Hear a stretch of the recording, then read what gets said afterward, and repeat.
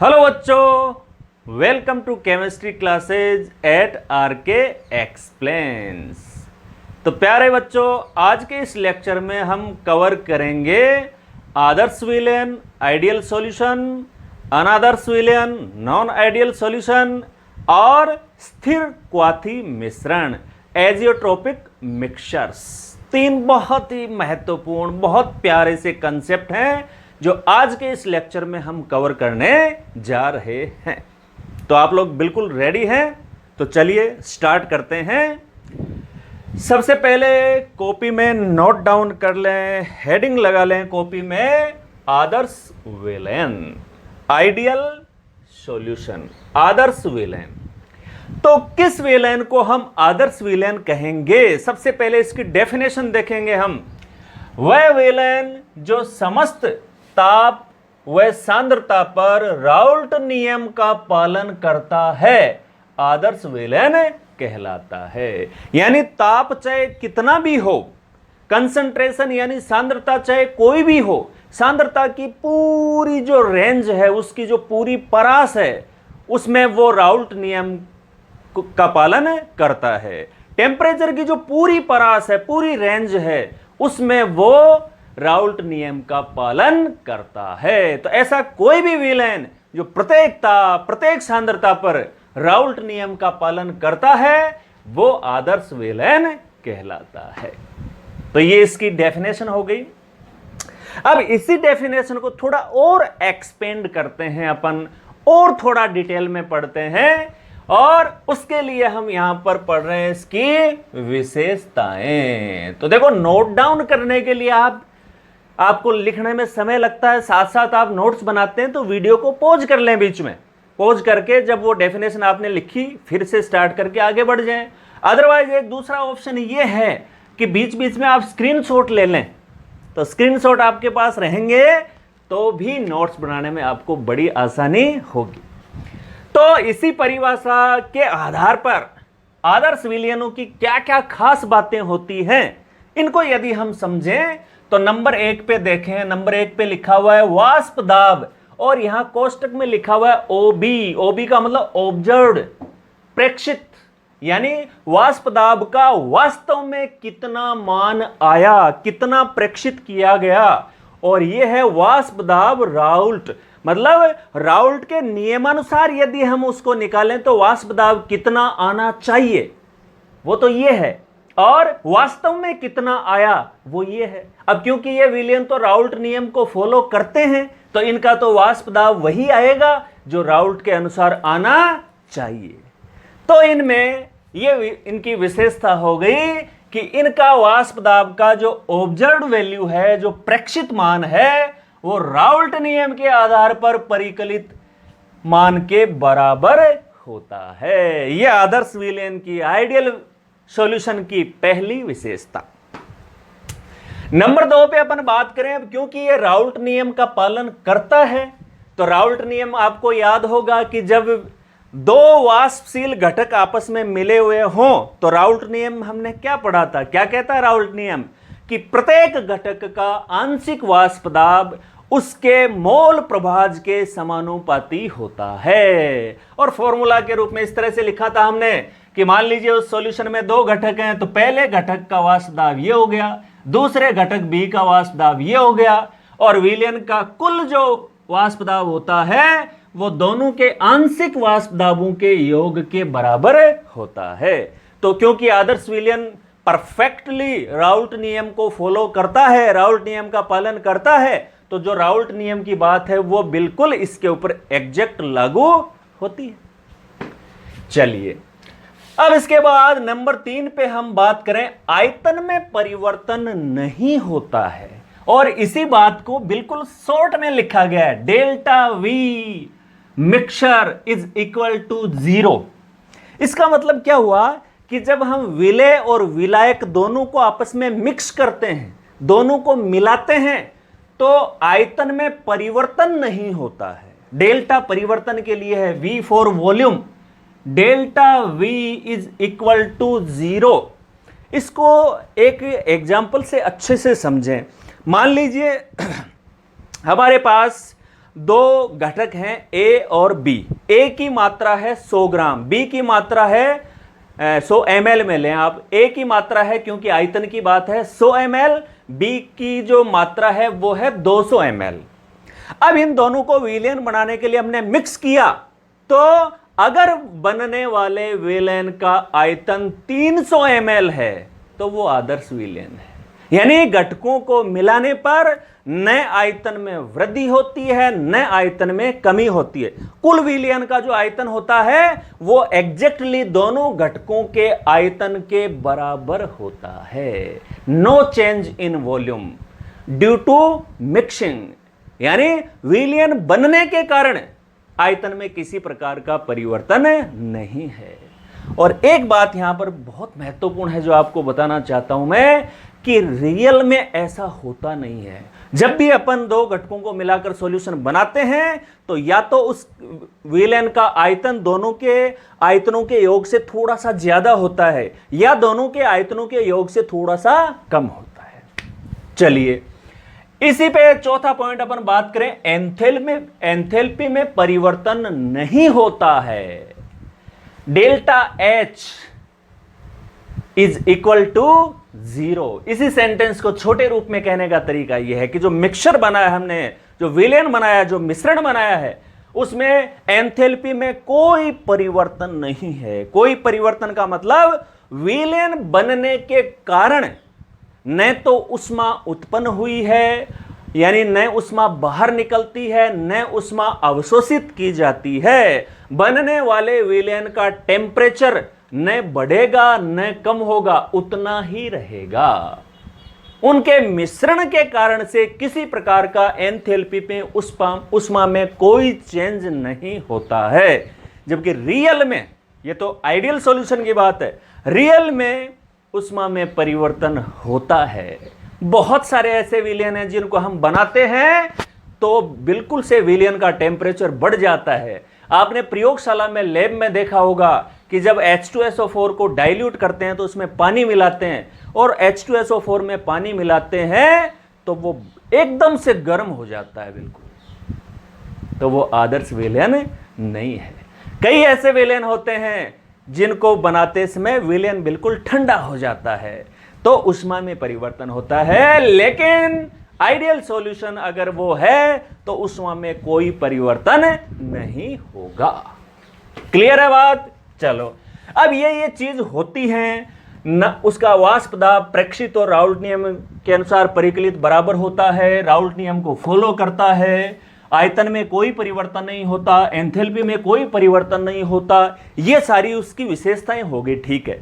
लेकिन अब अपने दिमाग में जो सबसे इंपॉर्टेंट बात आती है वो ये है कि ऐसा क्यों होता है, क्या कारण है इसका कि ना आयतन में परिवर्तन है न ऊष्मा में परिवर्तन है, ऐसा क्यों है? तो इसका कारण समझते हैं हम। तो नीचे आप इसमें हेडिंग डालेंगे कारण, यानी ये आदर्श व्यवहार क्यों दर्शाते हैं विलयन, इसकी वजह क्या है, ये बहुत इंपॉर्टेंट है। इसमें वजह देखें आप, घटकों को मिलाने से पहले, यानी जब वो घटक अलग अलग थे, मान लीजिए ए और बी की बात करें, ए अलग था, बी अलग था, वो मिलाने से पहले की स्थिति है। और मिलाने के बाद जब ए और बी को हमने मिक्स कर दिया, मिला दिया, तो अंतराणिक आकर्षण बल लगभग समान बने रहते हैं। यह सबसे इंपॉर्टेंट बात आदर्श विलयन की। जो अंतराणिक आकर्षण बल है, अंतराणिक आकर्षण बल समझते हो ना, अणुओं के बीच में जो आकर्षण बल होते हैं, जैसे पहले घटक ए और बी हैं वो अलग अलग हैं, अलग अलग हैं। तो घटक ए अलग है, घटक बी अलग है, तो ए के अणुओं के बीच में बंद होंगे अंतराणिक आकर्षण बल। इसको हमने दूसरे घटक बी के साथ मिक्स किया है, तो जब बी अलग है उस समय बी के अणुओं के बीच में अंतराणिक आकर्षण बल है, इंटरमोलेक्युलर फोर्सेज हैं। अब जब दोनों को मिक्स कर दिया तो नए बंध कौन से बन गए, एक इसका अणु एक इसका अणु, तो ये बन गए ए बी। ये नई किस्म के बंध हो गए। यहां पर जब विलयन बन गया, ए और बी दोनों को मिक्स कर दिया हमने, तो ए और बी के बीच में नए अंतराणिक बंध बन गए, इंटरमोलेक्युलर फोर्स, ये नए बने हैं। अब सारा कुछ इस बनने वाले विलयन का व्यवहार कैसा होगा, ये बात टोटली ये जो नया बंध बना है ए और बी के बीच में, इस पे डिपेंड करती है, इस पे डिपेंड करती है। अब एक बार थोड़ा सा अच्छी तरह से आप इसको सोचना, अगर ये बंध इन बंधों की अपेक्षा कमजोर होगा, तो बंध अगर कमजोर होगा तो ए और बी के बीच की दूरी घटेगी या बढ़ेगी? बढ़ेगी, क्योंकि बंध कमजोर है, और बढ़ेगी, अणु दूर दूर होंगे तो आयतन बढ़ेगा। अगर ये बंध इनकी बजाय स्ट्रोंग है तो ए और बी पास पास आएंगे, पास पास आएंगे, अणु पास पास आएंगे, तो जगह कम घेरेंगे, आयतन घट जाएगा। और अगर ये बंध इन बंधों के बिल्कुल बराबर है तो न तो ये दूर जाएंगे न पास आएंगे, इसका मतलब आयतन उतना का उतना रह गया। यही तो अभी अभी विशेषता पढ़ी है हमने, ये देखो आयतन में कोई परिवर्तन नहीं होता। क्यों नहीं होता आयतन में परिवर्तन? क्योंकि उनको मिलाने से जो नए बंध बने हैं उनकी भी सामर्थ्य वही है, उनकी भी स्ट्रेंथ, उनकी भी कैपेसिटी वही है जो पहले बंधों की थी। इस वजह से अणु न दूर गए न पास आए, जहां थे वहीं रह गए, तो आयतन में कोई परिवर्तन नहीं हुआ। समझ गए बात को? चलिए, तो ये कारण हो गया इसका। और ये जो पूरी बात है कि घटकों को मिलाने से पहले और मिलाने के बाद अंतराण्विक आकर्षण बल लगभग समान बने रहते हैं, इसी कारण आदर्श व्यवहार दर्शाते हैं। इस बात को देखो कितने शॉर्ट तरीके से आगे हमने लिखा है कि ये फोर्सेज ए और ए के बीच में या बी और बी के बीच में जो पहले फोर्सेज हैं, बल हैं, ये देखो बाद में जो नए बंध बने हैं, नए बल बने हैं, उनके बिल्कुल बराबर हैं। यही आदर्श व्यवहार का सबसे बड़ा कारण है। तो ये बात लैंग्वेज के रूप में है और ये एक फॉर्मूला के रूप में शॉर्ट में लिख दिया हमने इसको।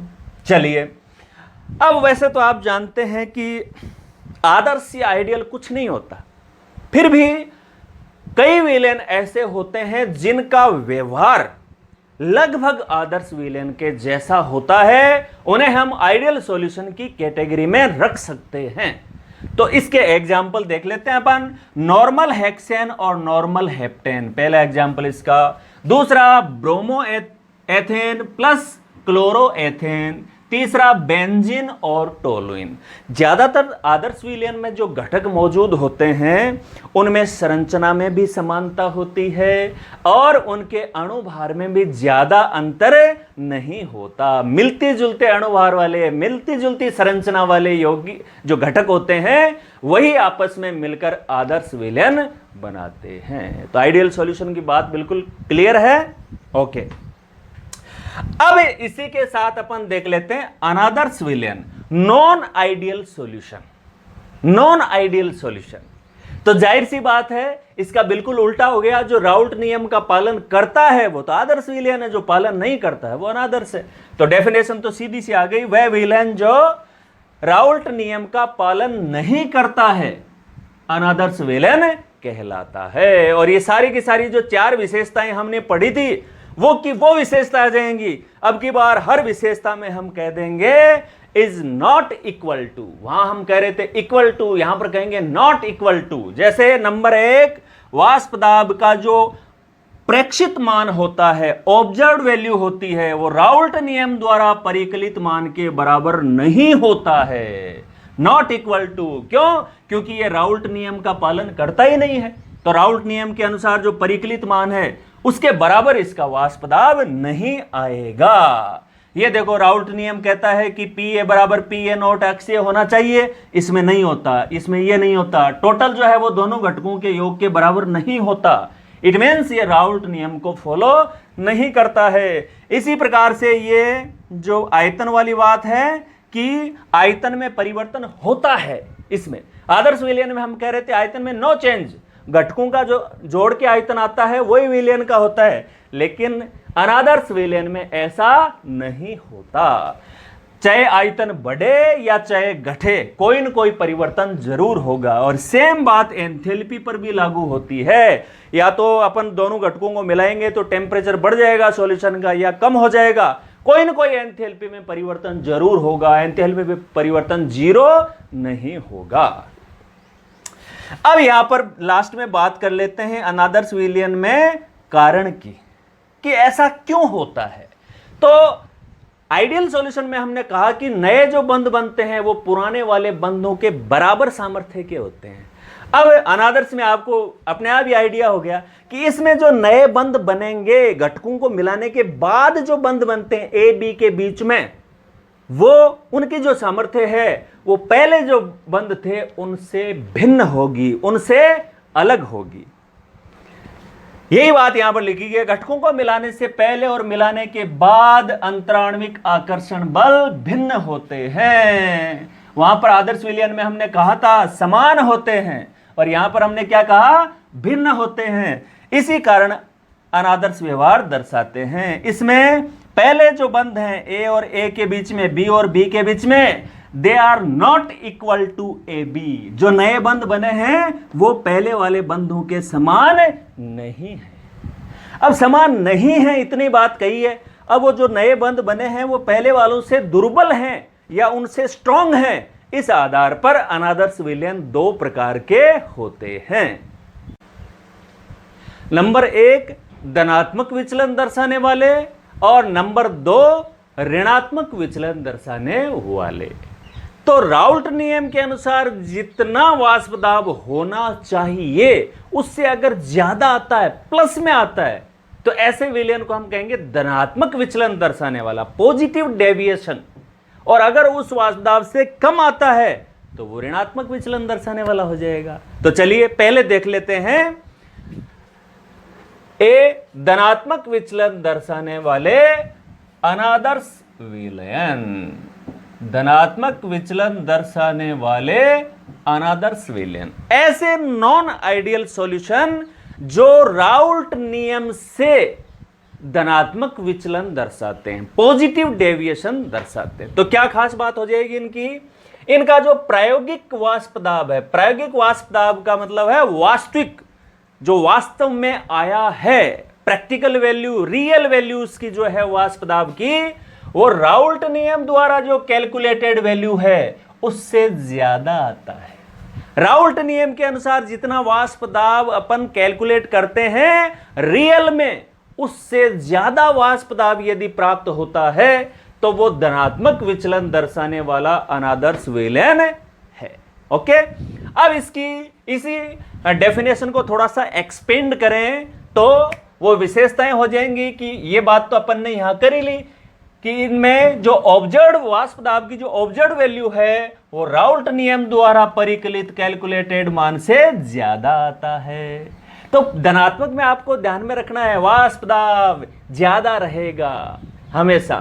यही बात देखो राउल्ट नियम का, यहां कहा गया राउल्ट नियम कहता है कि P A should be equal to P A not X, जबकि इसमें इक्वल नहीं होकर वो ज्यादा है, तो धनात्मक विचलन है। यही बी वाले में है, यही टोटल में है। इसी प्रकार से आयतन की बात करें, आदर्श विलियम ने हमें कहा था कि delta V is equal to 0, जबकि यहां पर जो डेल्टा वी है वो 0 से ज्यादा है। इट मीन्स आयतन में वृद्धि होती है। जो दो घटक अपन मिला रहे हैं उनके आयतन को जोड़ने से जितना आयतन प्राप्त होता है उससे थोड़ा सा आयतन ज्यादा प्राप्त होता है। यही बात एंथैल्पी में है। एंथैल्पी भी विलयन की पहले की तुलना में बढ़ जाती है, यानी delta H of mixture is greater than 0 से ज्यादा है, इसका मतलब इसका मान बढ़ जाता है। तो ये खास बातें हो गई धनात्मक विचलन दर्शाने वाले विलयन की।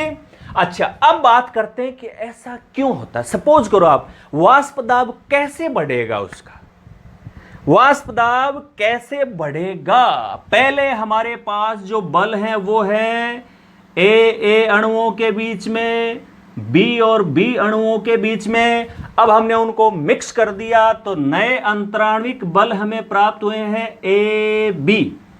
वाष्प दाब का आपको समझाया था ना कि वाष्प दाब में इस प्रकार से, जैसे मान लीजिए सॉल्यूशन भरा हुआ है, ये ऊपर की सतह है, इसमें अणुओं की एक सतह की बात करें तो वाष्प दाब हमेशा इस सतह से होता है, अणु वाष्प के रूप में बदलते हैं। अब सपोज करो आप कि अब जो नए ये बंध बने हैं ए और बी के बीच में, अगर वो कमजोर हैं, अगर वो वीक हैं, तो क्या होगा, उन अणुओं के बीच में आकर्षण बल कमजोर होगा तो आसानी से टूटेंगे। आसानी से टूटेंगे तो ज्यादा अणु वाष्प में बदलेंगे, और ज्यादा वाष्प बनेगी तो वाष्प दाब बढ़ जाएगा।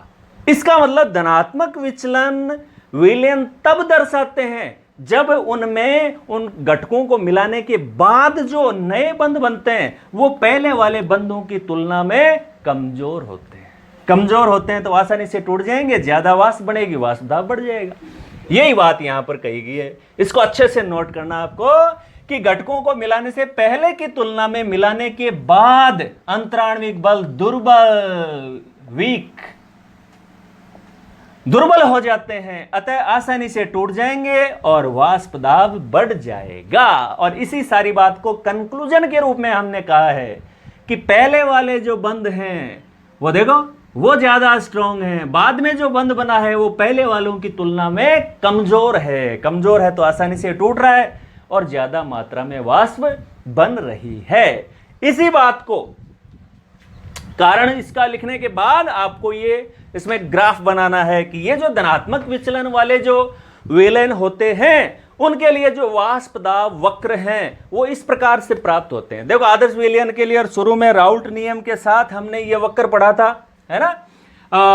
राउल्ट नियम कहता है कि अगर वाष्पशील घटक आपस में मिले हुए हैं तो प्रत्येक घटक का आंशिक वाष्प दाब उसके मोल प्रभाज के समानुपाती होता है। देखो घटक ए का मोल प्रभाज यहां पर मैक्सिमम है, 1 है, तो इसका जो वाष्प दाब है वो मैक्सिमम है। जैसे जैसे इधर जा रहे हैं इसके मोल प्रभाज घट रहा है तो इसका वाष्प दाब भी घट रहा है। बी का यहां पर 0 है, जैसे जैसे आगे जा रहे हैं इसका मोल प्रभाज बढ़ रहा है तो इसका वाष्प दाब भी बढ़ रहा है, और इन दोनों को जोड़ लिया तो ये टोटल आ गया। अब ये डैश डैश से जो दिखाया हुआ है ना, डैश डैश, ये देखो डैश डैश, ये पी ए है, ये वाला डैश डैश पी बी है, और ये डैश डैश है वो पी टोटल है। अब अगर हम धनात्मक विचलन दर्शा रहे हैं तो धनात्मक में क्या होता है, घटक ए का वाष्प दाब भी बढ़ जाता है, बी घटक का भी बढ़ेगा, टोटल वाष्प दाब भी बढ़ेगा, तो सारे हमें बढ़े हुए दिखाने हैं। देखो आप ये ए का मूल वाष्प दाब है, अब ऊपर से लाइन को हमने इधर से लिया है यानी उससे मान ज्यादा है। ऐसे ही घटक बी में इस लाइन को ऊपर से लिए, जो कंटिन्यूअस लाइन है, जो डॉटेड लाइन है वो तो आदर्श विलयन में जैसा होता है वो है, और जो कंटिन्यूअस लाइन है वो इस धनात्मक विचलन वाले की, ये बढ़ गया। और ये देखो टोटल की लाइन है डॉटेड, इसमें भी मान बढ़ गया। तो तीनों जगह अपन मान बढ़ा करके दिखा देंगे तो वो धनात्मक विचलन को दर्शाएगा। क्लियर है बात? ओके। अब लास्ट में एग्जाम्पल हो गए इसके कि एथेनॉल और एसीटोन को आपस में मिक्स किया जाए तो ये धनात्मक विचलन दर्शाते हैं। इसी प्रकार से जल और एथेनॉल को अगर मिक्सअप किया जाए, मिलाया जाए, तो ये भी धनात्मक विचलन दर्शाने वाले अनादर्श विलयन की तरह व्यवहार करते हैं। इसके बाद नंबर 2 पे आते हैं वे विलयन जो ऋणात्मक विचलन दर्शाते हैं। चलिए इसके बाद देखते हैं ऋणात्मक विचलन दर्शाने वाले अनादर्श विलयन।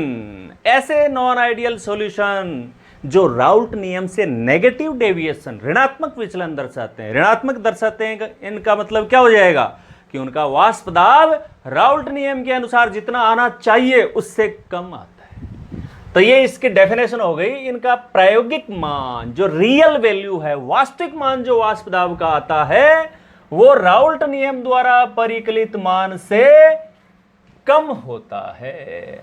राउल्ट द्वारा परिकलित मान से कम होता है। धनात्मक विचलन में अधिक होता है जबकि इसमें परिकलित मान से कम होगा। बहुत इंपॉर्टेंट चीज।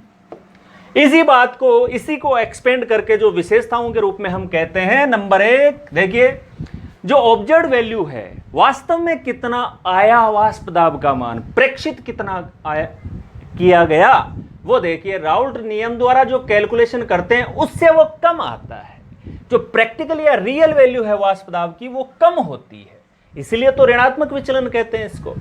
कम होती है इसका मतलब राउल्ट नियम जो कहता है वो सारे के सारे मान देखो कम हो जाएंगे। राउल्ट नियम कहता है कि P A should be equal to P A not X A, जबकि इसमें पी ए का मान इससे कम है। इसी प्रकार से पी बी का मान कम है। इसी प्रकार से विलयन का जो टोटल वाष्प दाब है वो भी कम है।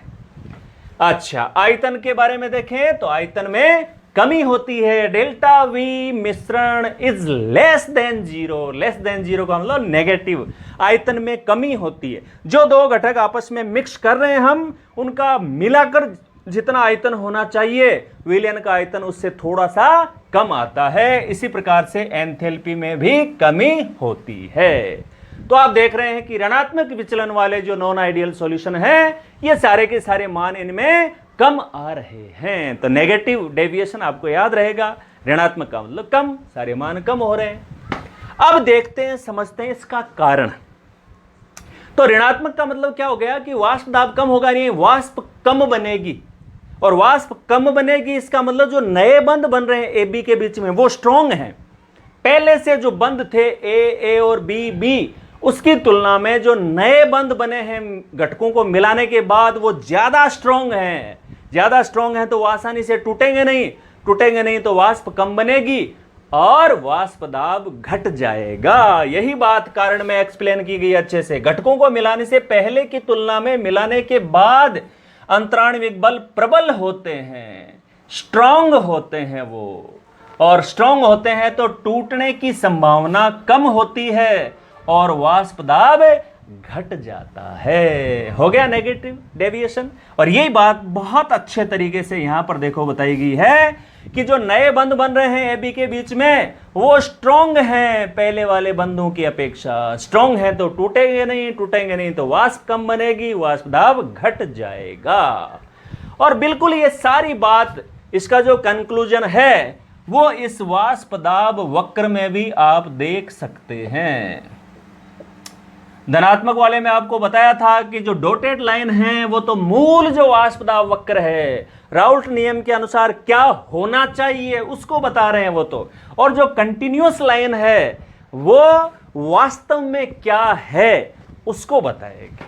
तो धनात्मक वाले में हमने देखा था कि वास्तविक वाली लाइन डॉटेड लाइन से ऊपर आ रही थी क्योंकि उसमें मान बढ़े हुए थे, प्लस थे।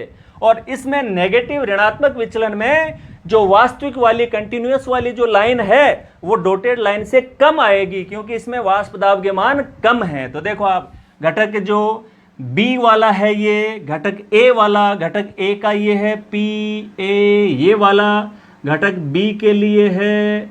तो देखें आप, डॉटेड लाइन वो बता रही कि ये होना चाहिए और वास्तव में उससे कम आया पी बी।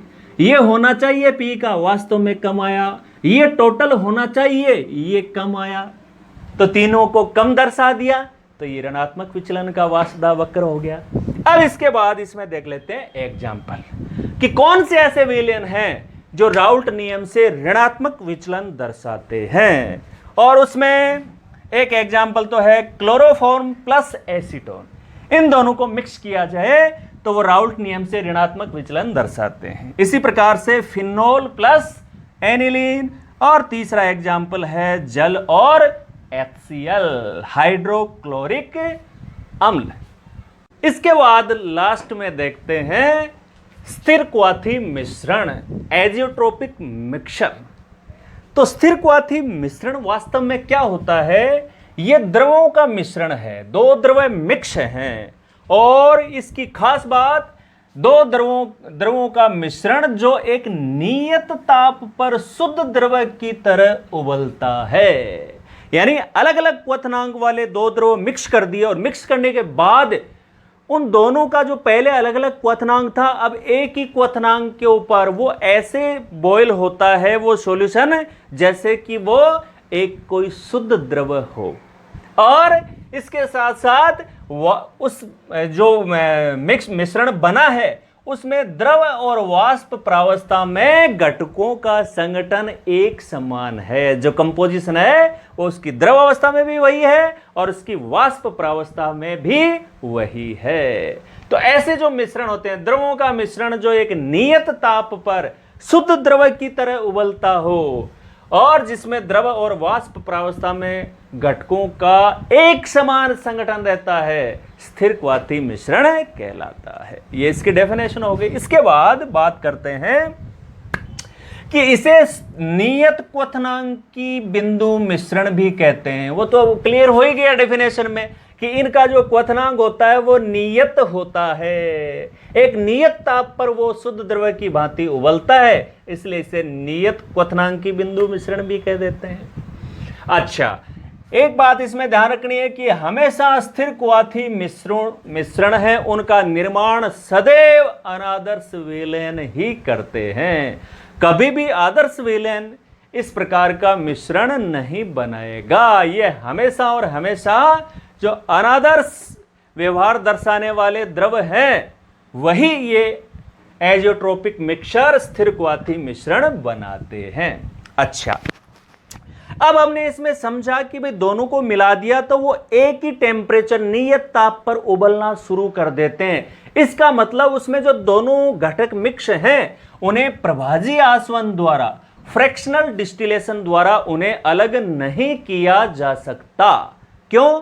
क्योंकि उनका तो क्वथनांक सेम ही हो गया। प्रभाजी आसवन कब काम में ले सकते हैं हम? जब जो घटक मिले हुए हैं उनके क्वथनांक में पर्याप्त अंतर हो। क्वथनांक के आधार पर ही तो अलग अलग होते हैं। जिसकी पहले वाष्प बन जाती है वो वाष्प बनकर अलग हो जाता है, दूसरा घटक शेष रह जाता है। ये तो एक नियत ताप पर ही उबलते हैं। इसका मतलब प्रभाजी आसवन द्वारा इन्हें सेपरेट नहीं किया जा सकता। ये इनकी सबसे बड़ी विशेषता। अच्छा, ये जो स्थिर क्वाथी मिश्रण होते हैं ये दो तरीके के होते हैं। नंबर 1, उच्चतम क्वथनांकी स्थिर क्वाथी मिश्रण, मैक्सिमम बॉइलिंग एजियोट्रॉप्स। तो उच्चतम क्वथनांकी का क्या मतलब है? इसका मतलब यह है कि इन विलयनों का क्वथनांक इनके घटकों की तुलना में अधिक होता है। मतलब जो दो घटक आपने मिलाए हैं उनके मिलने से जो विलयन बनता है उसका क्वथनांक उन दोनों घटकों से ज्यादा होता है। जैसे हमने मिलाया HCl और H2O को। H2O जल का आपको सबको पता है, आगे कोष्टक में इनके क्वथनांक लिखे हुए हैं। जल का क्वथनांक 100 डिग्री सेल्सियस होता है, HCl का 85 डिग्री सेल्सियस होता है, 85। इन दोनों का जब मिलाया तो मिलाने से जो विलयन बना उसका क्वथनांक देखिए आप 108। दोनों घटकों की तुलना में क्वथनांक ज्यादा है। तो ये हो गया उच्चतम क्वथनांकी स्थिर क्वाथी मिश्रण। दूसरा प्रकार हो जाए, अच्छा, पहली बात इसमें जो सबसे इंपॉर्टेंट बात है वो ये ध्यान में रखनी है कि ये उन द्रव युग्मों द्वारा, यानी ऐसे दो द्रवों को मिलाने से इस प्रकार का स्थिर क्वाथी मिश्रण बनता है जो आदर्श व्यवहार से ऋणात्मक विचलन दर्शाते हैं। ऋणात्मक विचलन दर्शाते हैं ये हमेशा, वो इस प्रकार का मिश्रण बनाते हैं। दूसरा प्रकार इसका हो जाएगा निम्नतम क्वथनांकी स्थिर क्वाथी मिश्रण, मिनिमम बॉइलिंग एजियोट्रॉप्स।